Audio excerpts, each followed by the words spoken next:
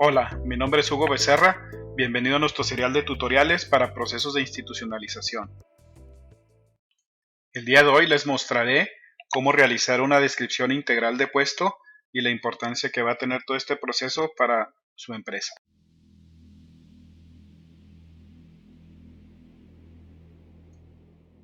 Antes de empezar, les voy a explicar qué es institucionalizar.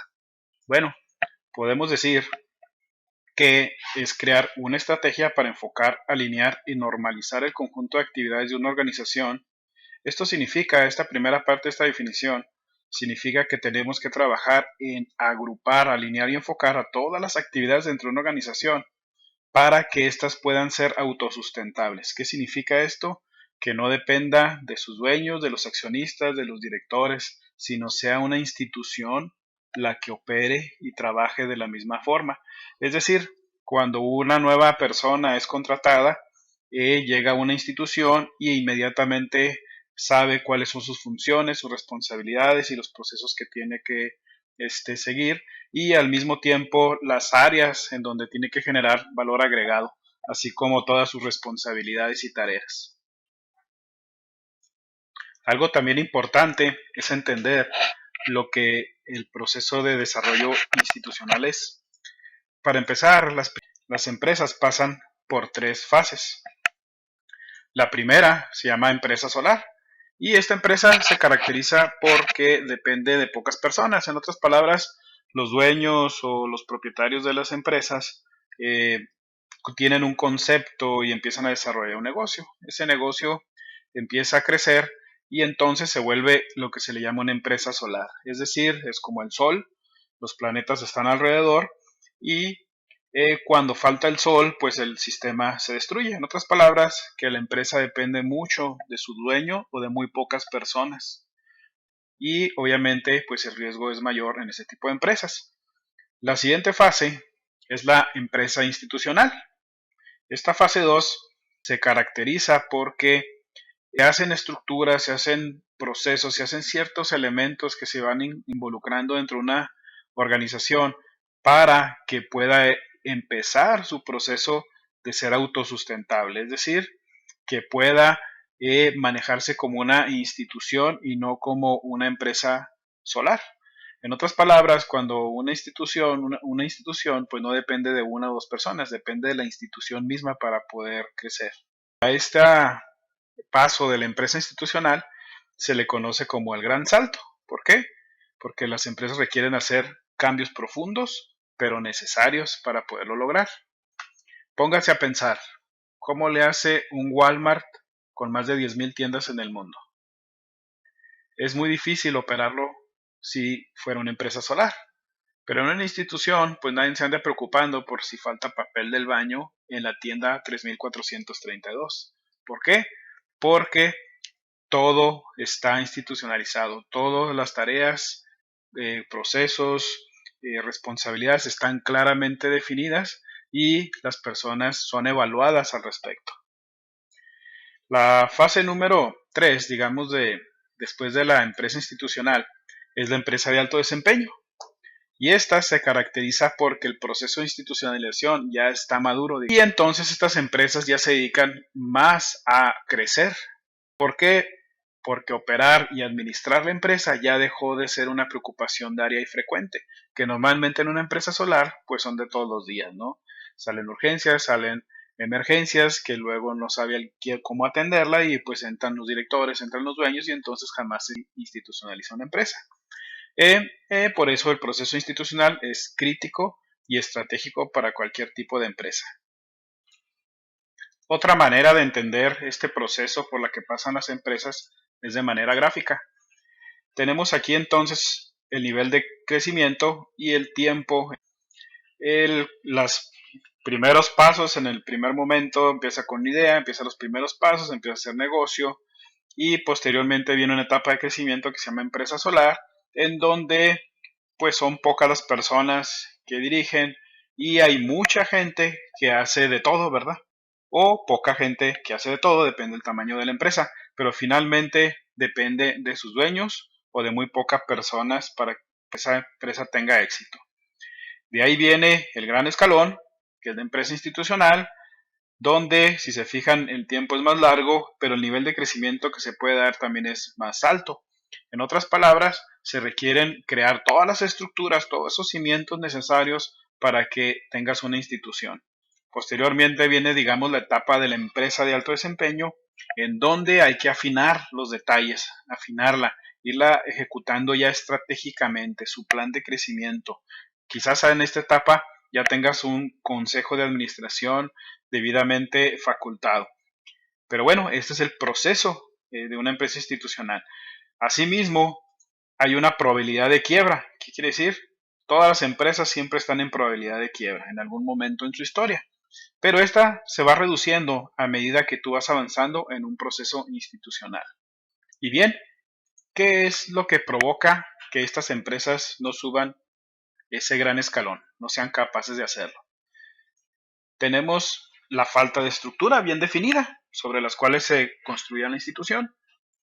Cuando hay carencia de estructura, podemos reflejarla como si fuera un edificio. Los cimientos no están bien puestos, entonces, ¿cómo va a crecer ese edificio? Si hay pobres cimientos dentro de una organización, es probable que se caiga la empresa. Es lo mismo dentro de una construcción. Si tenemos cimientos débiles, el edificio se nos va a caer. Segundo elemento es la visión. Muchas veces esta visión de cómo es una empresa es operativa, pero no estratégica. En otras palabras, operamos todo el día, eh, pero no estamos trabajando estratégicamente todo el día. Y esto obviamente genera que la empresa trabaje mucho y quizás sus resultados sean pobres. Otra causa son los problemas familiares o entre socios que a veces interfieren en la compañía. Podremos también tener otro problema, que este problema es muy recurrente dentro de las organizaciones, que es la falta de alineación y articulación del personal. Esta falta de alineación y articulación es porque las empresas tienen esta estructura, pero al mismo tiempo eso provoca que las personas no estén alineadas ni enfocadas, incluso articuladas como departamentos en una cadena de valor para que éstas puedan funcionar de mejor manera. Obviamente, pues esta falta de alineación y esta desarticulación hace que no se cumplan los objetivos estratégicos o que se avance muy lento en ellos. Por último, tenemos el factor de liderazgo y el factor de compromiso. Tenemos muchas de las veces la falta de compromiso del personal porque tenemos personal que muchas veces nomás hace el mínimo requerido, por ejemplo, ¿verdad? Y no busca hacer el máximo posible. Son personas que busquen el progreso de la institucionalización y al contrario, ponen muchos obstáculos para poderlo lograr.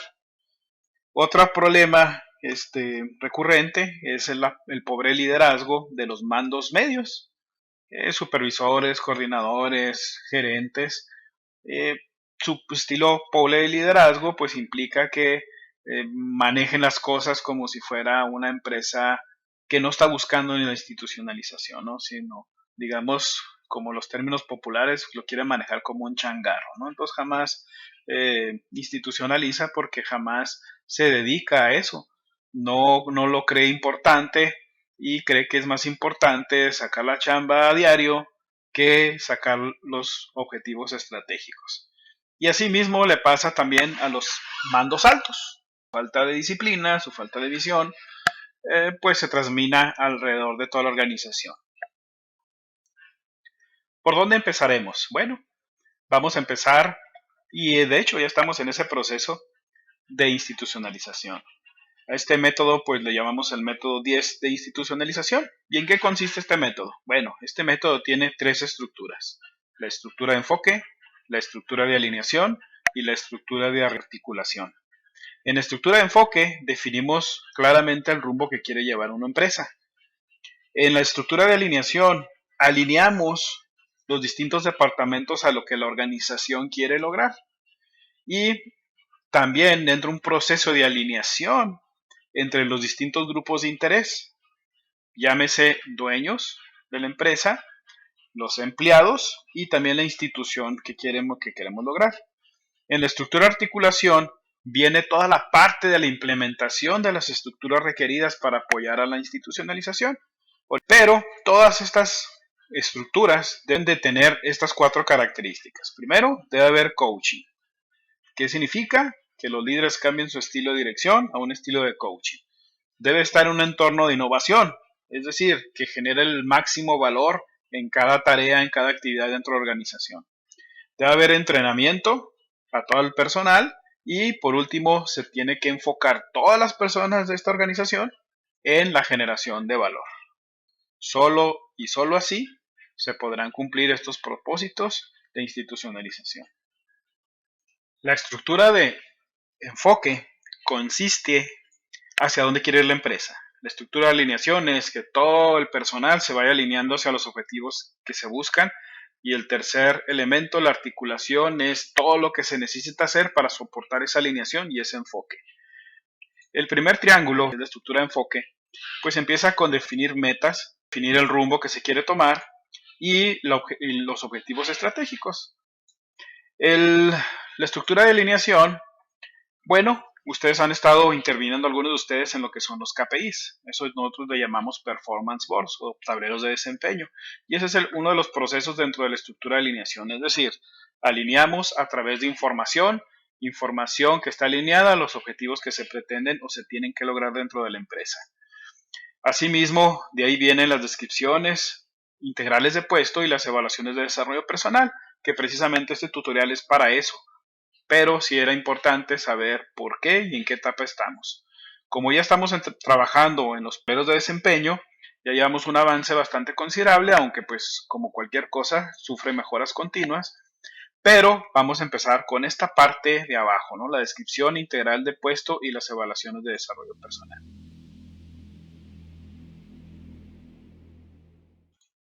En las descripciones integrales de puesto que necesitamos desarrollar, vamos a utilizar un formato, ¿no? El tutorial este es para que ustedes sepan cómo utilizar el formato, cómo lo deben de llenar, pero qué partes incluye.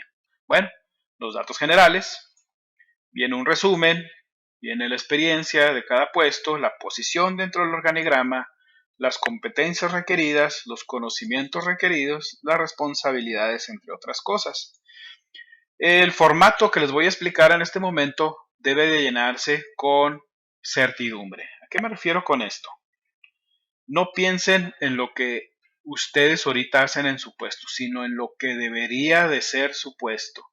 En otras palabras, muchas veces generamos vicios dentro de la misma organización, dentro de los mismos puestos, pero ustedes tienen que pensar como si no fueran ustedes los que están en el puesto, sino como si ustedes fueran a contratarse a sí mismos en ese puesto. ¿Cómo debería de ser? ¿Qué características debería de tener ese puesto? ¿Cuáles son las responsabilidades de ese puesto? ¿En qué debe ser competente ese puesto? ¿Qué experiencia se requiere? No se preocupen ahorita si su perfil no cumple, porque es muy común eso. Si a lo mejor dice, sabes que este puesto requiere una licenciatura, pero no la tengo, bueno, no se preocupen. Ya haremos posteriormente un análisis de brechas para saber qué es lo que se necesita contra qué es lo que se tiene. Esta descripción integral de puesto, y si se fijan dice descripción integral de puesto, es porque integra otros elementos que tradicionalmente no se ven en una descripción. Por ejemplo, la posición en el organigrama, esa es una. Y la otra son las competencias alineadas a los objetivos. El formato que yo les voy a mostrar en un momento, les voy a explicar, contiene todos estos elementos. Un asunto muy importante también es entender que esta descripción integral de puesto se convierte o se integra pues también a una evaluación de desarrollo personal. ¿Sí? Entonces la primera etapa es la descripción de puesto. Vamos a estar trabajando en estos formatos, ustedes los van a estar llenando y los van a estar revisando junto con su jefe inmediato y una serie de borradores que tenemos que ir generando. El segundo punto es que esta etapa se va a volver la etapa 2, que es la evaluación de desarrollo personal. Y déjenme explicarles, aunque todavía no entramos, vamos a entrar de directo a esta etapa, la voy a explicar un poquito en este momento. La evaluación de desarrollo personal debe estar ligada a la descripción de puesto. En otras palabras, si queremos que alguien se desarrolle, tenemos que evaluarlo en aquellos asuntos importantes que vengan en su descripción de puesto. Muchas veces las evaluaciones que hemos visto en otras empresas no están alineadas. En otras palabras, se evalúan cosas que no tienen ningún sentido y se dejan de evaluar cosas que deberían de evaluarse.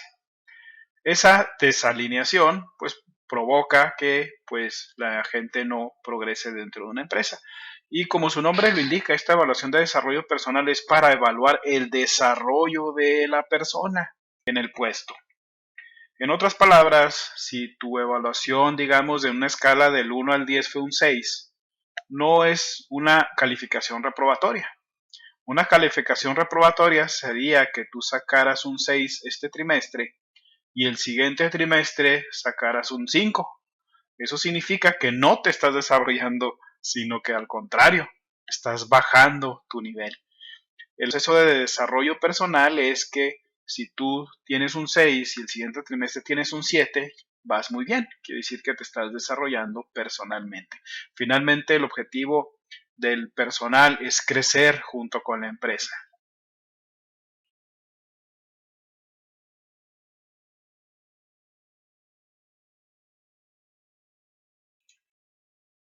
Bien, ahora explicaremos el formato.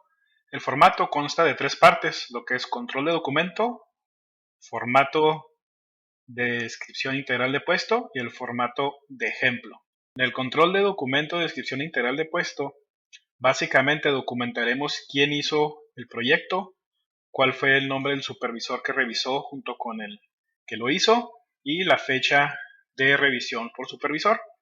Posteriormente, tenemos el formato integral de puesto, que es el que vamos a estar viendo. Algo importante va a ser que cada notita de estas rojas que ustedes pueden apreciar, hay una explicación en cada una de las áreas. Y también en la tercera pestaña está un ejemplo completo de la descripción de puesto para tu referencia.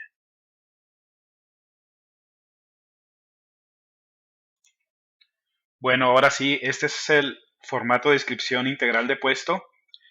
La primera parte consiste en información general. Ustedes pueden notar que aquí existen ciertas notas de color rojo. Esas notas de color rojo indican lo que hay que hacer. Por ejemplo, aquí dice dejar en blanco, en otras dirá en qué consiste el resumen. Todas esas notas, cuando se pone el cursor arriba de ellas, aparece alguna nota que describe esa área. Por lo pronto, les voy a explicar aquí lo que podemos capturar. El puesto, obviamente el nombre del puesto, el puesto oficial que tienen, vendedor, gerente de administración. El código del puesto lo vamos a dejar vacío. El departamento, ¿a qué departamento pertenece? El supervisor, quién es su jefe inmediato, el puesto, no el nombre, sino el nombre del puesto. Esto vamos a dejarlo vacío. Otra cosa que hay que capturar es la última revisión. Básicamente la fecha en la que están haciendo o terminando este formato. Posteriormente viene la parte de resumen del puesto. En esta parte lo que se intenta es hacer un pequeño resumen que describa brevemente la naturaleza completa del puesto. Mi recomendación es que este resumen del puesto lo hagan hasta el final, para hacer una descripción muy breve. Posteriormente tenemos el área de experiencia. Esta área de experiencia tiene 5 partes, lo que es área de conocimiento. Aquí trata acerca de qué son los conocimientos generales que requiere el puesto. Por ejemplo, si estamos hablando de un vendedor, lo que va a necesitar es conocimientos en ventas, servicio al cliente, costos, comunicación oral y escrita, logística, planeación y evaluación de proyectos. Esto obviamente es un ejemplo para que usted se dé una idea de lo que debe de contener. Los puestos anteriores se refiere a qué experiencias en puestos similares en otras empresas. La experiencia es el tiempo, cuántos años de experiencia y si hay algo que es deseable. Por ejemplo, aquí dice 4 años de experiencia en posición similar, experiencia en logística, deseable. Idiomas. ¿Qué tipo de idiomas se requieren para poder hacer eficientemente este puesto? El dominio completo, en este caso, del inglés y el español. Algún software, algún sistema, en este caso dice dominio de Excel, conocimiento de otros softwares operativos. Posteriormente, llenaremos el área de educación. Aquí pondremos el grado de educación y las certificaciones requeridas para el puesto.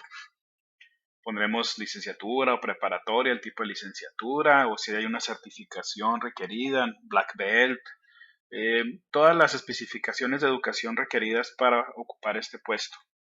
Abajito viene la posición del organigrama. Por lo pronto esto lo vamos a dejar en blanco.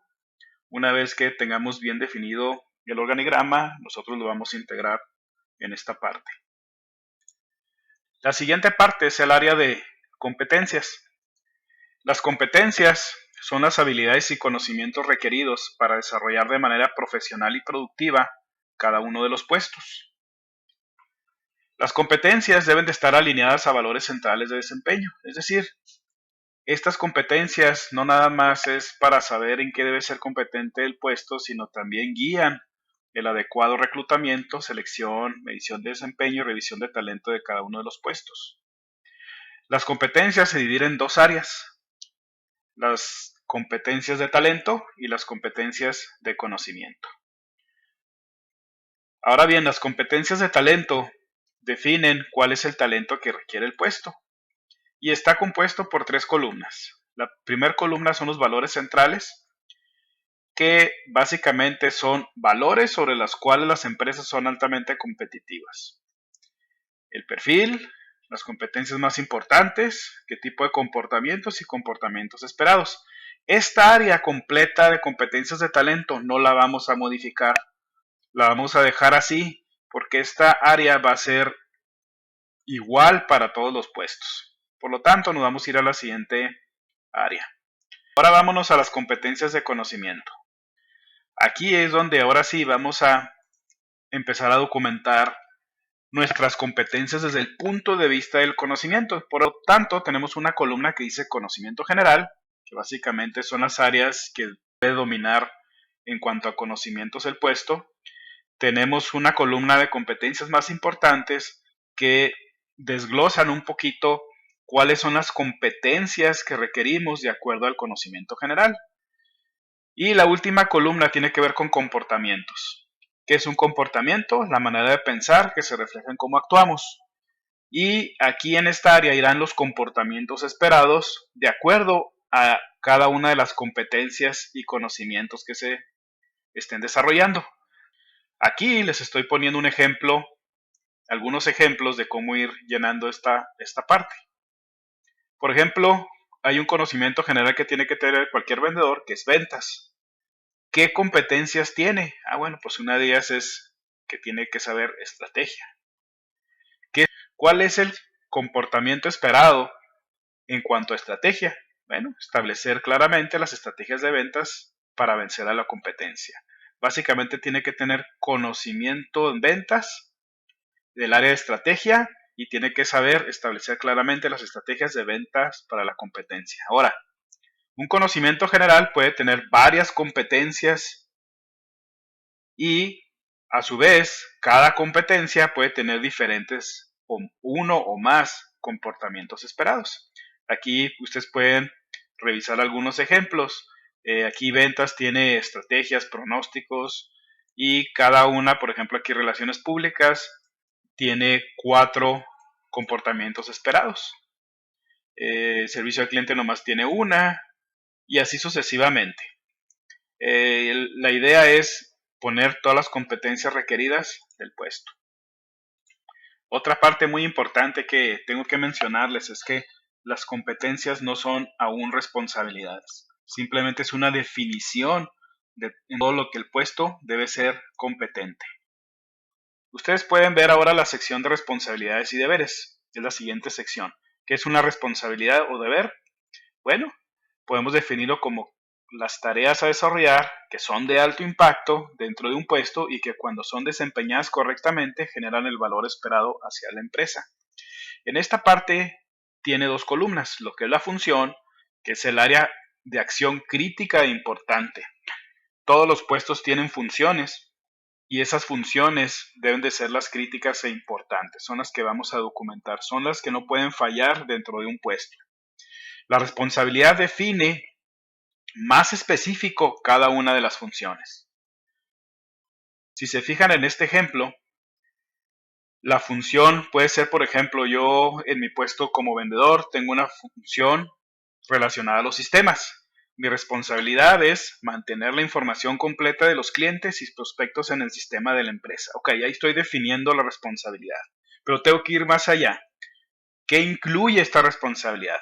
Esto incluye que toda la información esté correcta y completa en los catálogos de alta de cliente, precios y tarifas. En esta sección de responsabilidades y deberes, tenemos que especificar cuál es nuestra responsabilidad, a diferencia de las demás secciones, en donde es, digamos, un poco más genérica la explicación. En esta sección de responsabilidades y deberes, las funciones y responsabilidades tienen que quedar claramente identificadas.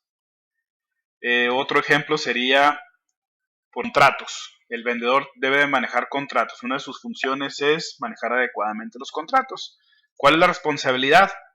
Llevar el archivo adecuado, completo y actualizado de los contratos, vigilando celosamente las fechas de vencimiento para actuar con anticipación. Ok, ahí está definido. Ahora, ¿cuál es más específica la responsabilidad? Para ello, debe llevar una bitácora en el archivo, fechas de vencimiento de contratos, .xlxs, que es en Excel, que se encuentra en el folder de contratos dentro del folder compartido del servidor. Si se fijan, es mucho más específico. Y aquí pusimos nada más 3 ejemplos.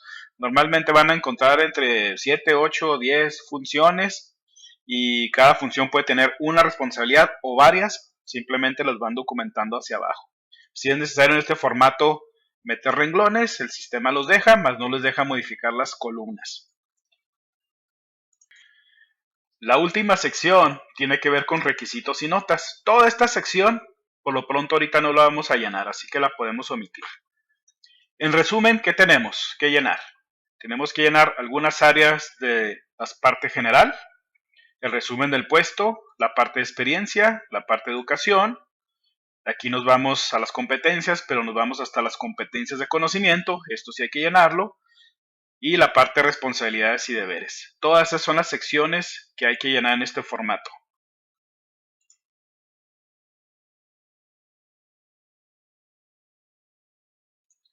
Bueno, ahora que ya conoces cómo utilizar el formato, ¿qué es lo que sigue? Bueno, el formato va a ser enviado a tu jefe directo por correo electrónico, así que solicítaselo por favor para que empieces a trabajarlo. Otro punto importante es que hay que llenar el formato bien redactado, que sea claro, que no sea redundante, que esté libre de errores. Hay que cuidar la ortografía y la gramática y hay que ser profesional. El proyecto debe ser con calidad y debe estar a tiempo. Y por favor, captúralo en el formato de Excel, no a mano. El archivo original que te vamos a enviar se llama dip- entre paréntesis puesto, entre paréntesis departamento, entre paréntesis fecha, .xlsx, que es Excel. Por lo tanto, lo que te vamos a pedir es que salves el archivo con el siguiente sintaxis. Por ejemplo, en el caso que vimos del vendedor, sería dip-vendedor-ventas-11 de noviembre de 2016. Si te fijas, es dip y luego vendedor, que es el puesto, ventas, que es el departamento, y la fecha en la que estás terminando este proyecto. Luego, otro ejemplo sería pues, dip, gerente de finanzas, contabilidad, 11 de noviembre. Perfecto, bien. Una vez que hayas trabajado en tu descripción de puesto, tienes que juntarte con tu superior y revisarlo juntos. Realiza las modificaciones que son necesarias y documenta la fecha en el área de control de documento en el archivo de Excel. Es esa primera pestaña que viene en el archivo. Por favor, salva o copia el archivo y pégalo en la carpeta compartida de Dropbox. Ya se les pasarán instrucciones a tu jefe inmediato para poderlo hacer. Revisa con tu superior también la fecha límite de entrega y trabaja con anticipación. Por último, si hay más de una persona ocupando el puesto, pídele a tu jefe que los organice para que la realicen en conjunto. No es necesario que cada persona haga una descripción de puesto. Lo importante aquí es que cada puesto cuente con su propia descripción. Con esto damos por concluido nuestro tutorial en descripciones de puesto. Te damos las gracias y te encargamos que trabajes duro. Cualquier duda que tengas, comunícate conmigo al celular 1998976 o a mi correo hugo@10consulting.com. Muchas gracias.